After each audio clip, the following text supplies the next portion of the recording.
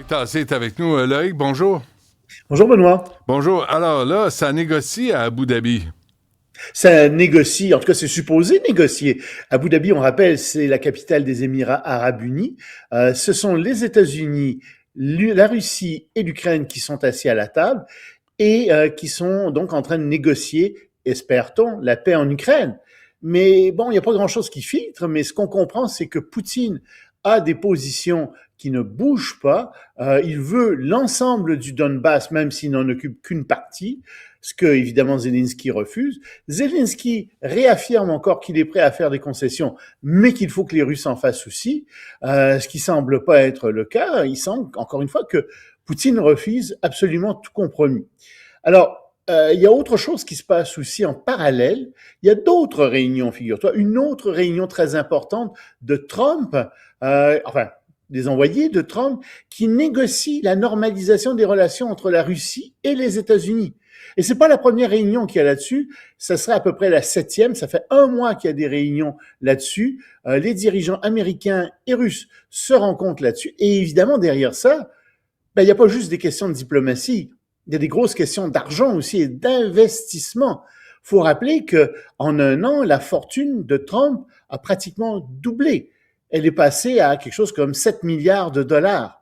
Donc, on sait qu'il y a de l'argent qui est impliqué là-dedans et on sait que Trump se sert des relations internationales, se sert de la diplomatie américaine pour s'enrichir lui-même.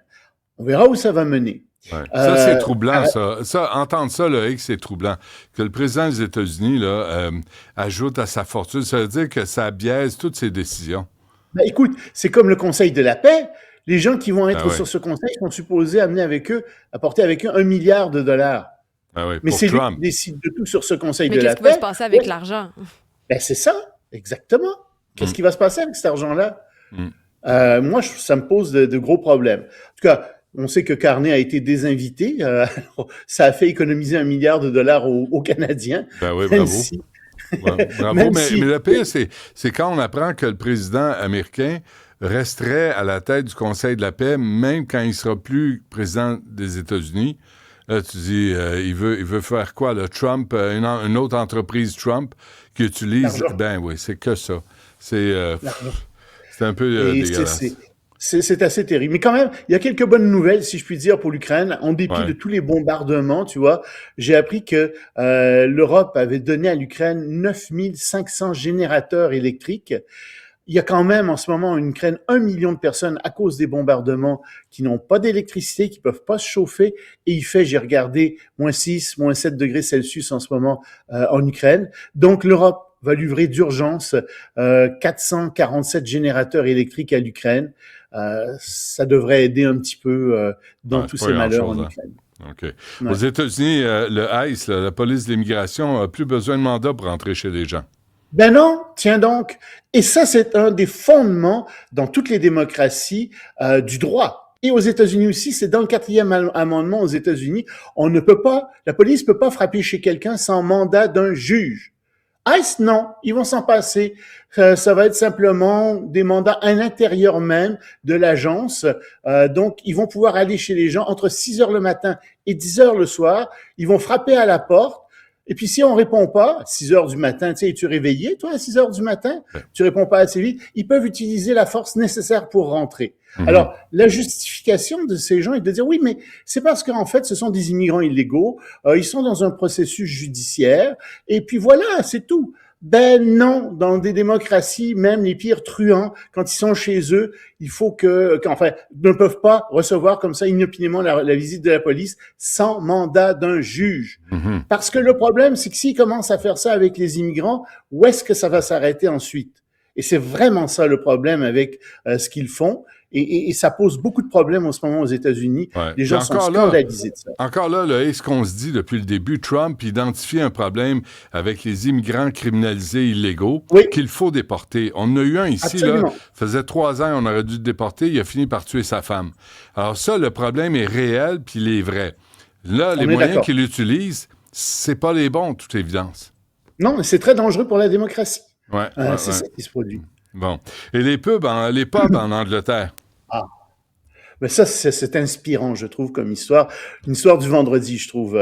Alors, figure-toi que les pubs sont pas très rentables en Angleterre. Ça coûte cher et tout. Puis, ils tirent un peu le diable par la queue. Et le Là, c'est comme les gouvernement... tavernes, hein? C'est comme des Oui, tavernes, des brasseries. ben, c'est des brasseries, en fait. Ouais, Il ouais. n'y a plus de taverne ici, mais c'est plus des brasseries, effectivement. Alors, et puis tous les Anglais vont là. C'est très populaire, les pubs en Angleterre. Il y en a partout. Et donc, le gouvernement a décidé d'augmenter les taxes dans l'hôtellerie et dans la restauration, énormément. Des taxes qui augmenteraient à 15%. Les propriétaires de pubs ont dit, mais non, mais écoutez, arrêtez, on peut pas faire ça, on va être obligé de fermer.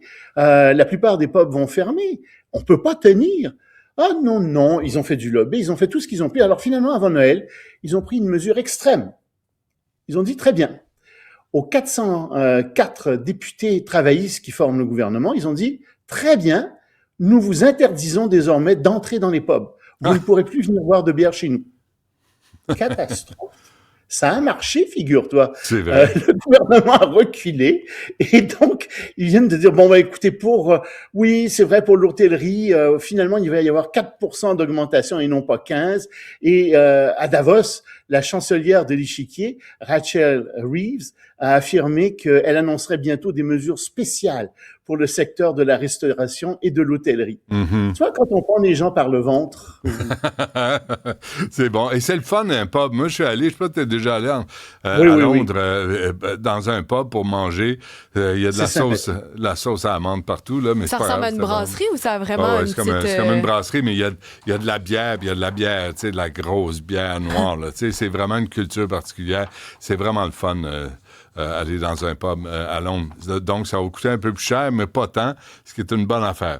Oui. Tant mieux, hein, si les ont pris, justement, comme tu dis, par le ventre. Mais tu sais, le fond du problème, c'est probablement qu'il y avait des étiquettes partout qui disaient on refuse les députés travaillistes. Ça leur faisait une très mauvaise publicité parce que oui. il y a personne qui pouvait vraiment reconnaître les 404 députés. C'est ça. Hein. Ça leur a fait une très mauvaise publicité. C'est pour ça qu'ils ont reculé. Très bien. Loïc Tassé, merci. Bonne fin de semaine. À lundi. À toi aussi, à lundi.